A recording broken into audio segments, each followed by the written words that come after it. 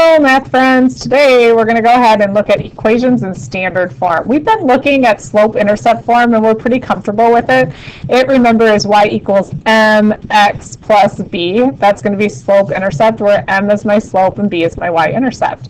The next form that we're going to look at is standard form. And standard form looks like this. It looks like ax plus by equals c, where a, b, and c are integers, so either positive or negative whole numbers, so no fractions or decimals. Woo! People usually get excited by that.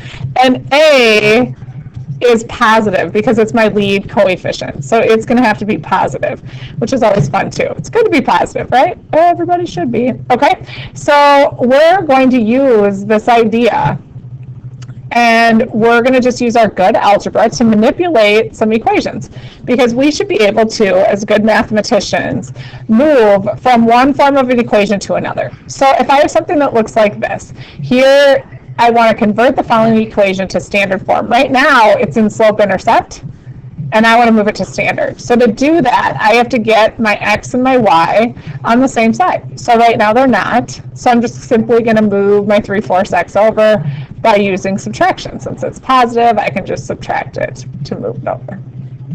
So I get y minus 3/4 x equals -7.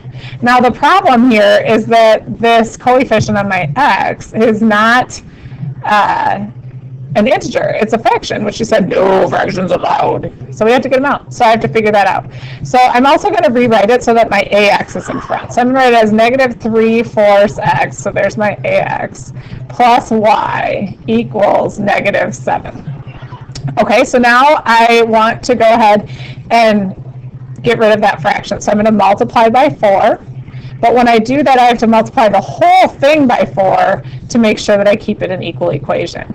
So by doing that, I multiply by 4 over 1. That gets rid of my denominator on my ax. So I'm going to move up here. I end up with -3x. Then I 4 times my y gives me plus 4y. And then 4 times my -7 gives me -28. That looks pretty good. I'm pretty close to this standard form, but I said, hey, you know what? I'd rather not have a negative coefficient on my first coefficient, so I'm just going to multiply my whole equation now by -1.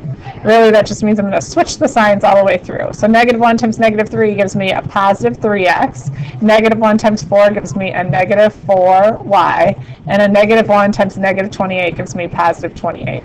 So now I have it in this nice, neat form of standard form. Okay, so slope-intercept standard. Now let's go the other way, because to me, I can see that maybe it would be more helpful to be able to go from standard form to slope-intercept, although it depends on the situation. But the reason why we like slope-intercept is it's so easy to see the slope and the y-intercept, and here you can't tell that information. So let's see if we can get there. So our goal is to get to y equals mx plus b. You can see right now it's in that form of ax plus by equals c.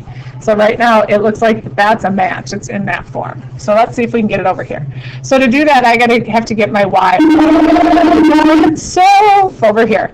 So to do that, I'm going to move the x away. So I get 8x minus 2y equals 16. And I'm going to go ahead and move the x, move the x, move the x. Okay, this will cancel. I'm going to end up with -2y equals 16 minus 8x. Now I have to get the y all by itself. So it's multiplied by -2, so I have to divide everything by -2. When I do that, I get y equals 16 divided by -2 is going to give me a -8. And then -2 divided by a -8 is going to give me positive 4x. So if I want to get into y equals mx plus b, I'm almost there. Addition's commutative, I can move those around. So I'm going to get y equals 4x minus 8.